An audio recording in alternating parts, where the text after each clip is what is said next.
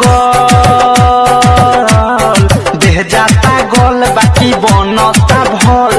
देह जाता गोल बाकी बनता भल रात लहंगा में पियाबा रोज हाला होता गोल देह जाता गोल बाकी बनता भल रात लहंगा में पियाबा रोज हाला होता गोल रात लहंगा में पियाबा रोज हाला होता गोल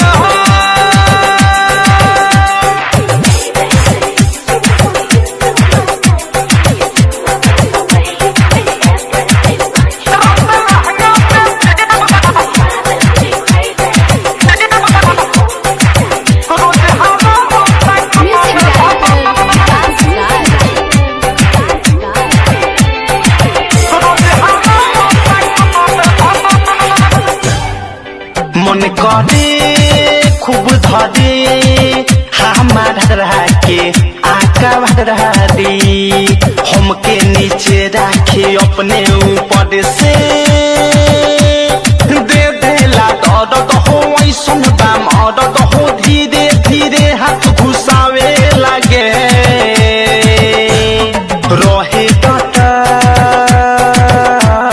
रहे डटल खूबे मिलेला बोल रात लहंगा में पियाबा रोज हाला होता गोल रात लहंगा में पियाबा रोज हाला होता गोल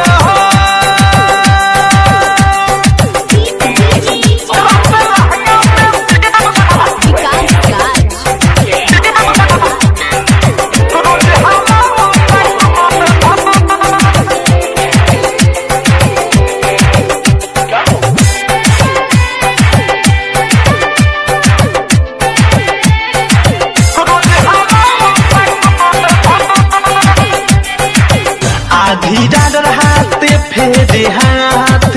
दोनों रहे मोर जो भरहन प मनवा सोनक जाता देहिया में सटते रात भर जागावेला लहंगा भिजावेला तबो ना देहिया हटावे सखी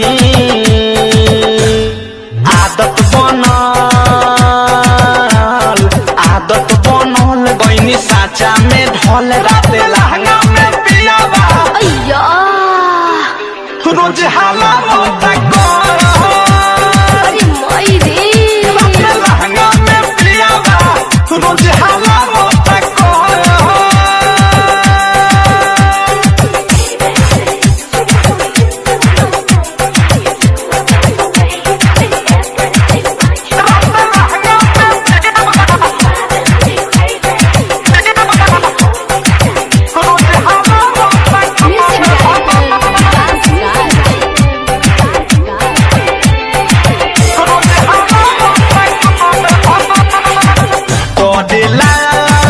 पानी पानी शिव मन मोही एहू धीरे में राइटर राकेश नाही बतिया के